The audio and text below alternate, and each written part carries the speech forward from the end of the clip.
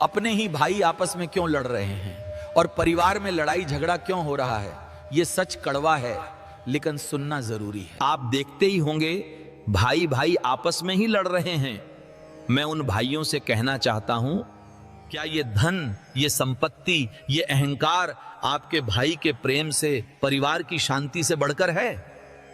क्या आप उस बचपन की यादों को भूल गए जब आप एक दूसरे के साथ खेलते थे, एक दूसरे का सहारा बनते थे? मैं आपसे आग्रह करता हूं कि एक बार फिर से उन पुराने दिनों को याद करें। अपने मन से क्रोध और अहंकार को निकाल दें। हो सकता है कि आपकी गलतफहमी दूर हो जाए और आप फिर से एक हो जाएं। अरे मूर्खो, दुनिया तुम्हारा साथ नहीं देगी, लेकिन भाई कैसा भी हो वो तुम्हारा साथ देगा। और एक बात मेरी जान लो, ये दुनिया को तो मजा आता है तुम्हारी लड़ाई झगड़े देखने में, क्योंकि ये कलयुग है, सतयुग नहीं है। इसीलिए तुम उल्लू मत बनो।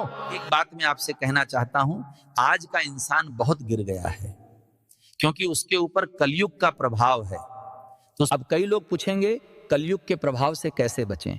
तो कलयुग के प्रभाव से बचने के लिए सबसे भगवान के नाम का स्मरण करें, सत्संग और अच्छी संगति करें, और अपने मन को नियंत्रण में रखें और अपने क्रोध पर काबू करें, क्योंकि क्रोध से मनुष्य को सबसे बड़ी हानि होती है।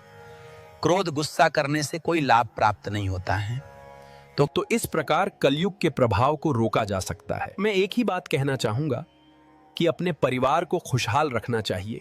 अगर तुम्हारा परिवार खुशहाल होगा तो तुम किसी भी बड़ी से बड़ी समस्या का सामना कर सकते हो। ये बंदर बाबा का वचन है।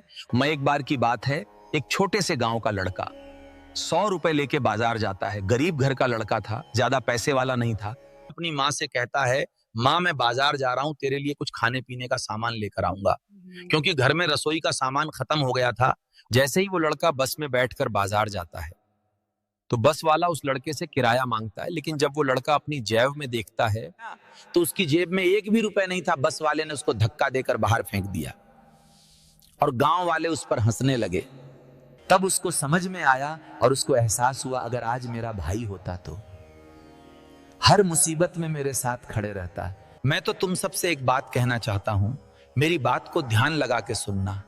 भले ही एक कॉपी में मेरी बात को नोट कर लेना। जिस किसी भाई का बड़ा भाई है तो फिर अपने बड़े भाई पे कभी भी गुस्सा नहीं करना चाहिए और ना ही उस पे चिल्लाना चाहिए। और क्योंकि घर की सभी जिम्मेदारी बड़े भाई पे ही होती हैं, क्योंकि घर में सबसे बड़ा तुम्हारा बड़ा भाई है, उसी को घर गृहस्थी चलानी पड़ती है यार। अरे मूर्खो, जिस घर में सुमत होती है उस घर में भगवान का आशीर्वाद बना रहता है और माता लक्ष्मी की कृपा भी होती है। क्योंकि रामायण में गोस्वामी तुलसीदास ने लिखा है, जहां सुमति तह संपत्ति नाना, जहां कुमति तहां विपत्ति निदाना। मेरे को एक बात बताओ, तुम लड़ाई झगड़ा करते हो, क्या तुमको लड़ झगड़ के कुछ मिलता है? अगर मिलता हो तो मुझे बताओ। अरे मूर्खों, लड़ झगड़ कर कोई व्यक्ति महान नहीं बनता है। लड़ाई करना खुद को बर्बाद करने के बराबर है।